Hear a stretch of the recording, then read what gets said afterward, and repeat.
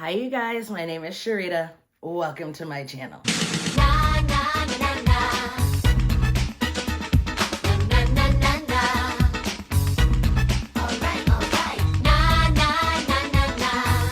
I've contemplated on whether I should do this video or not, but I've decided to do it, obviously, otherwise we wouldn't be watching this video. This video is going to be talking about Trisha Paytas and all of the issues that are going on and that have gone on with her. And I'm not going to deep dive too much into the actual drama that's going on. We're just going to discuss Trisha Paytas. And I know we've talked Trisha on my channel, but clearly we haven't talked enough because the same things are happening and she is still out there like her name is still in our mouths.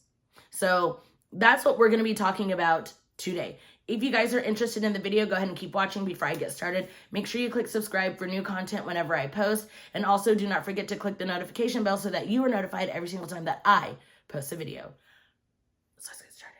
All right, so if you guys are not familiar with who Trisha Paytas is, she is an influencer.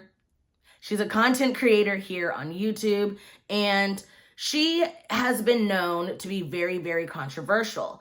And a lot of the times it's been portrayed as, well, they're just a troll. And I'm going to try my hardest to use the pronouns that they say they prefer. I do know on their Instagram, they do have the pronouns she, her, they, them. But if I remember correctly, I know they prefer the they, them pronouns. So I'm going to try my very hardest to always refer to them to the pronouns that they prefer. So Trisha Paytas kind of made it onto the YouTube, like into the YouTube universe as being this dumb blonde persona.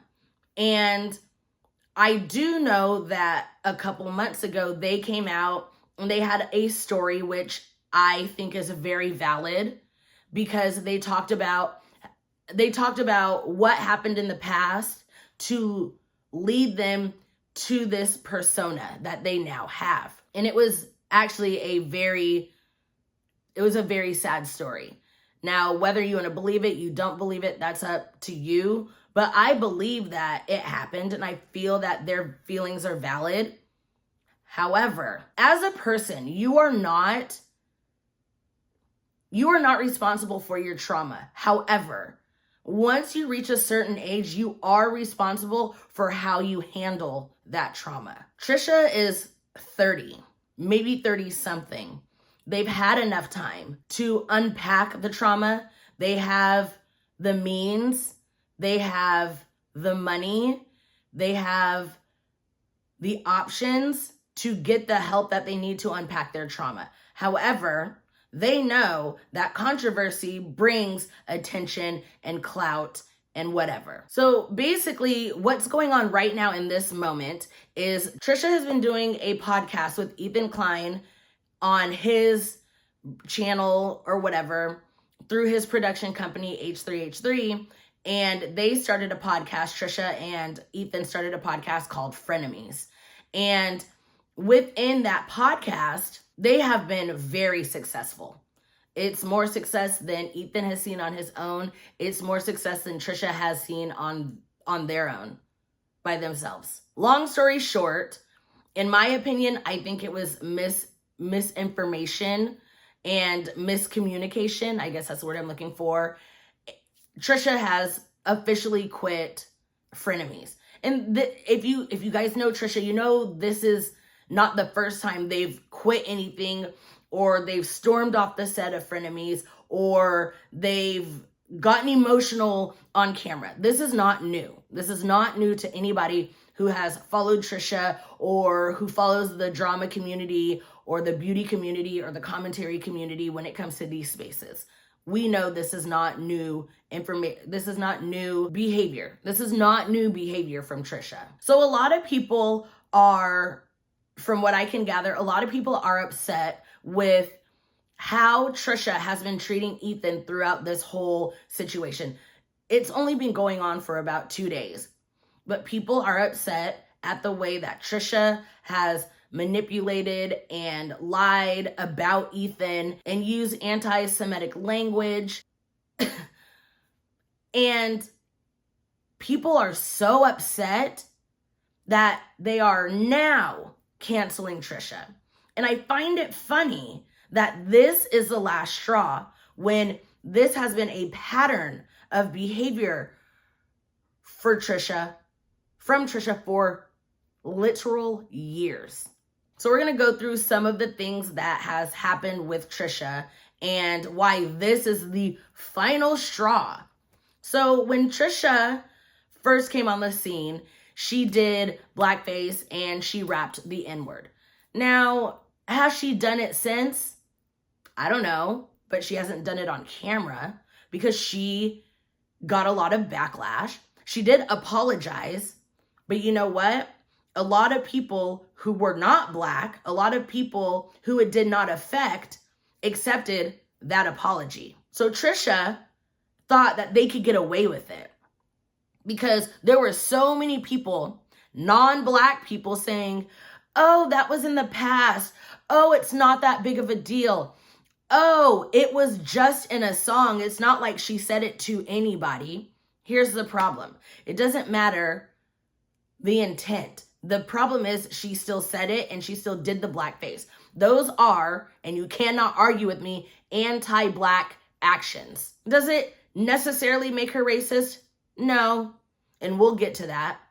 But what she did was anti-Black, and it's not up to anybody else but the people that it affected to accept her apology, their apology. So she learned from that. She learned not to talk about the Black community. So then they went on to another marginalized group, and that was a dissociative identity disorder group. And they pretended that they had DID. They relentlessly attacked people part of that community. They went on camera pretending that they were disassociating whilst pretending to have the persona of a Black woman, whilst having these other personalities, but they were still mocking the community. And when people came out and spoke up against them, people who were not affected, you guys, it's okay. They made a mistake. They were just trying to bring awareness. Awareness to what? Because have you watched anybody talk about the DID community? Do you talk or do you watch people who are actually part of that community? You probably don't. You watch Trisha make a mockery of that community. And then guess what? People forgave Trisha for something that did not directly affect them. Trisha goes from marginalized group to marginalized group to marginalized group. It is a pattern. They don't stick to just racism or anti-Semitism or transphobia or ableism. They don't stick to that. They go from group to group to group to group, depending on the day of the week, depending on what the hot topic is. And all of these white people who it has never affected continue to accept the apologies that are not meant for them. Now back to the whole frenemies thing. Apparently now I've watched maybe one episode, and maybe, and I couldn't even tell you what topic it was, but I felt like it was something that I wanted to watch because of some other content that I wanted to make commentary about. And I think that's the only time I've ever watched an episode of Frenemies. And a lot of people look forward to that I think it's Tuesday. Every Tuesday, people are looking forward to the Frenemies podcast. And it's not just Trisha and it's not just Ethan, it's them together that makes the podcast. And throughout the podcast, however, Trisha speaks to Ethan kind of rude, kind of harsh.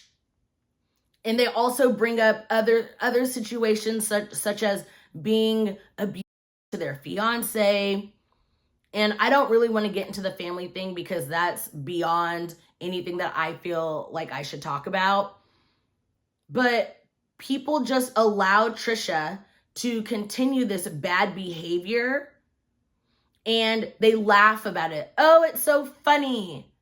Oh, it's okay that she abused her fiance, allegedly. But again, there's a pattern of behavior. I do know throughout this whole her and Ethan situation, Trisha leaked or whatever, showed DMs between her and Ethan trying to prove her point. And there was a anti-Semitic slur that she used.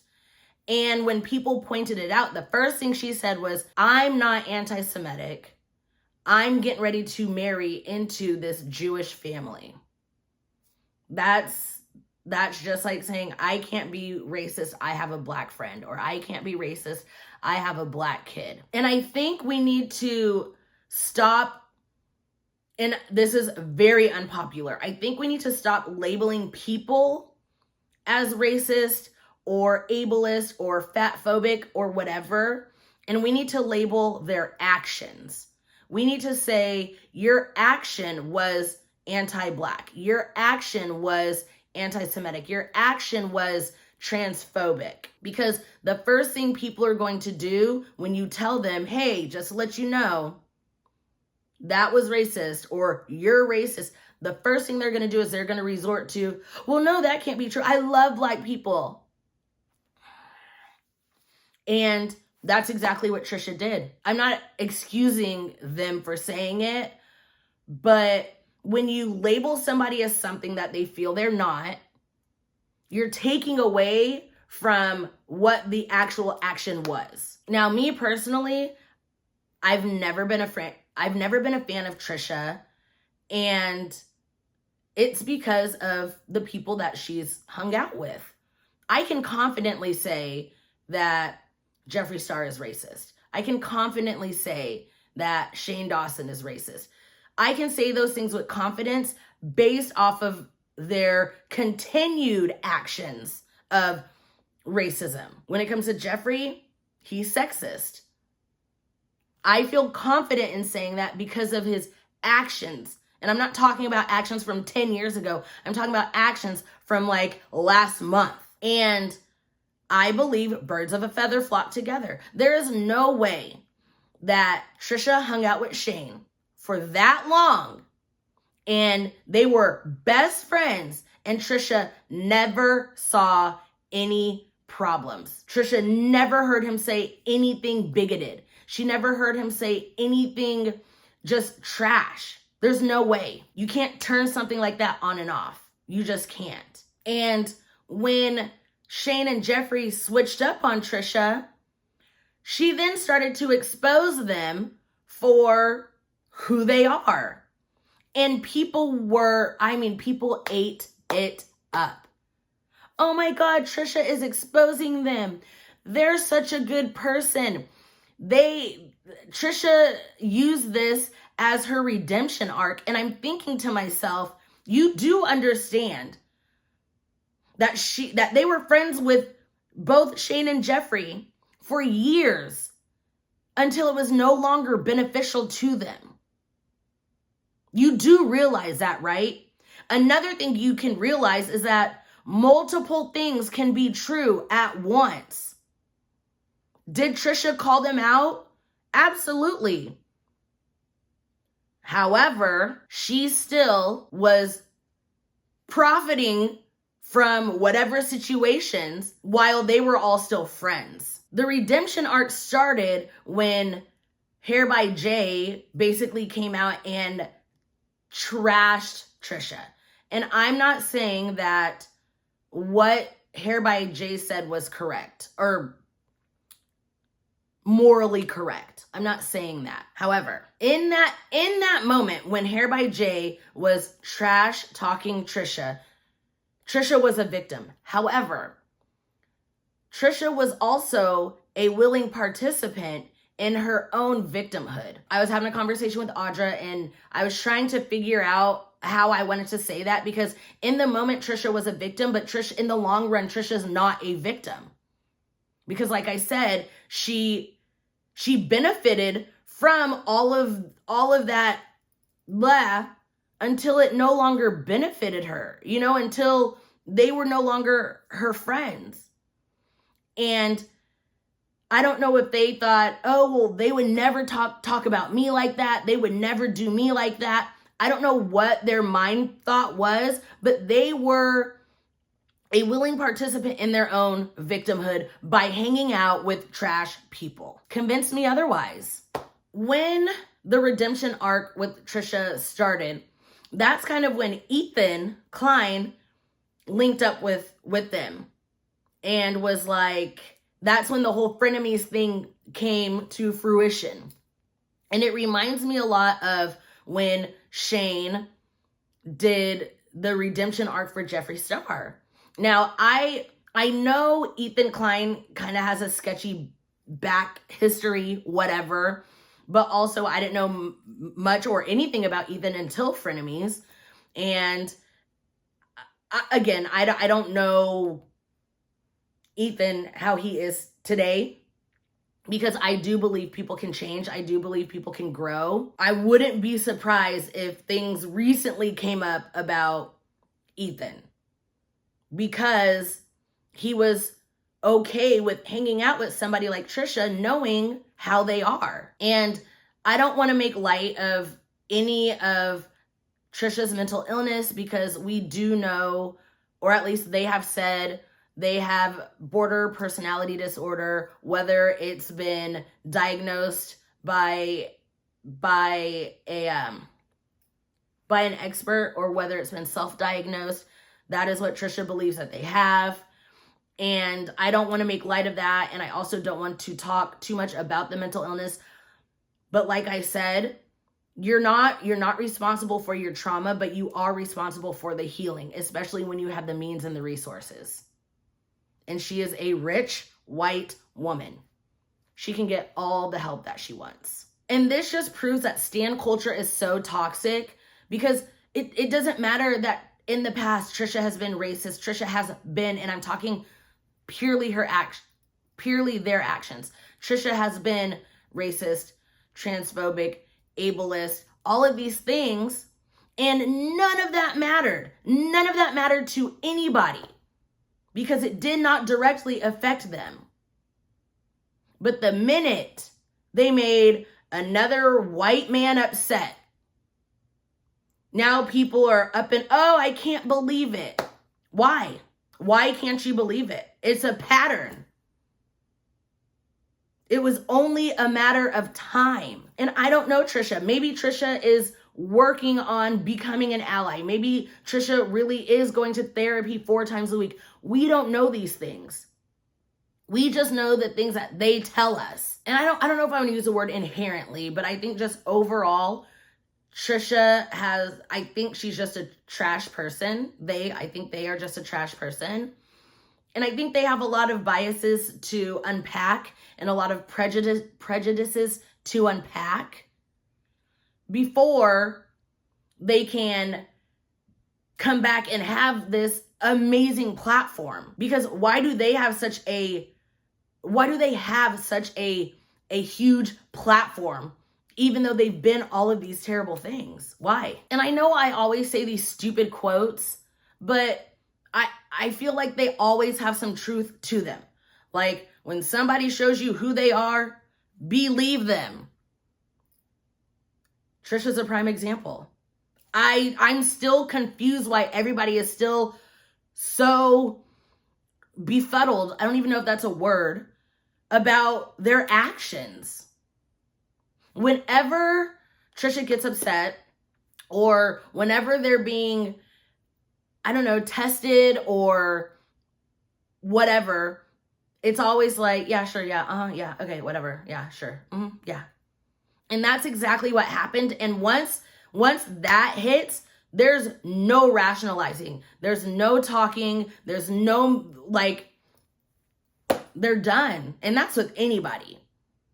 The minute they hit that, they get to that point, there's no more conversation to be had. And to be completely honest, I think, and that's if they want to have this conversation for And I think this is a sake for their family because of the dynamics between Trisha, Moses, Hila, and Ethan.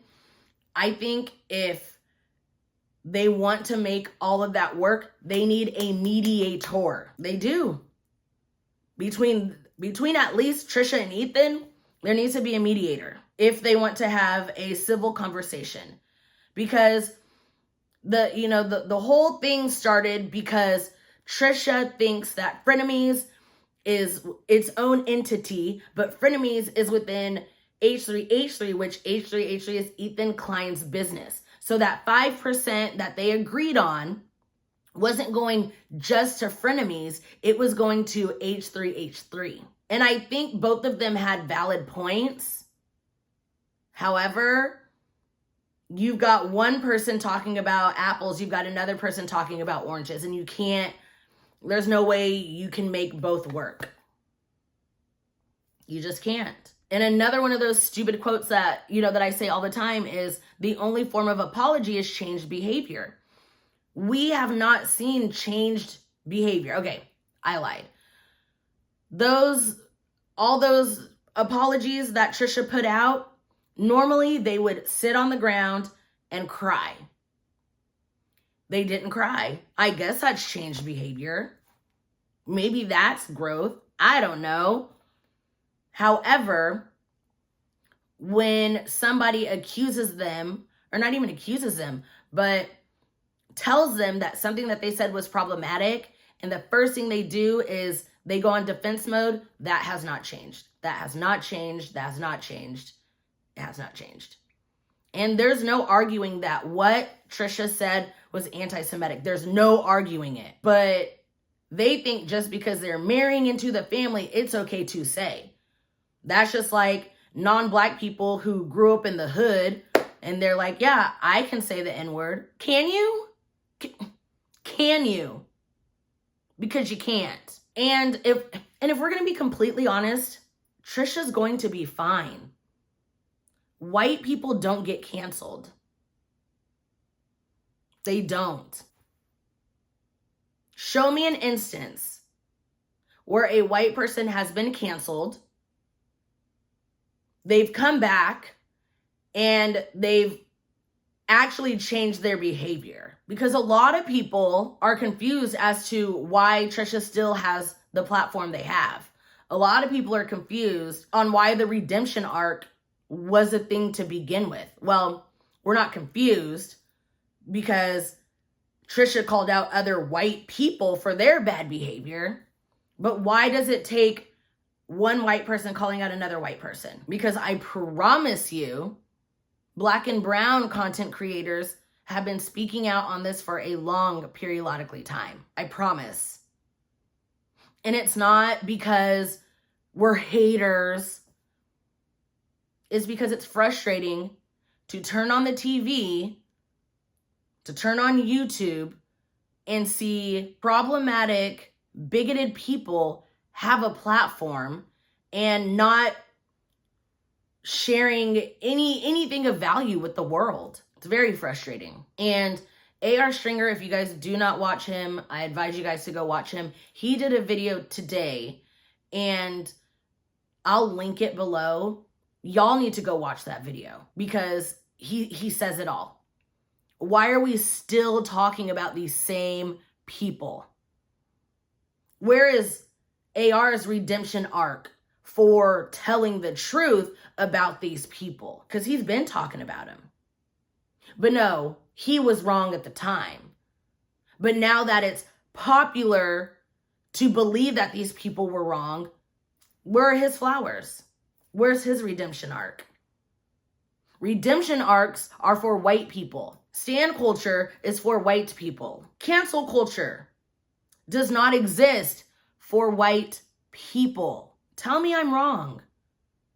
Tell me I'm wrong. Because Black people will cancel anybody in a minute. R. Kelly, who? Bill Cosby, who? Because we actually hold people accountable. So stop accepting apologies that are not meant for you. I agree, we do need to allow people to grow and learn. But how are we going to allow that when white people or people not part of marginalized groups are constantly speaking over the people who are being affected. Stop speaking over the marginalized group. If you have a big platform and you are white, shout out those marginalized groups, because all you're doing is you're hearing trans issues from a cis lens. How does that make sense? You're hearing immigrant stories from somebody who was a born citizen. Make it make sense, because it doesn't. Say it with me. Multiple things can be true at once. That's why I don't understand sides. Sides never work.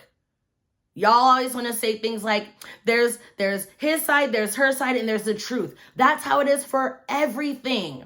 Not everything is black and white. If you truly want people to grow and change, you have to stop giving them the ammo to where they don't have to do that.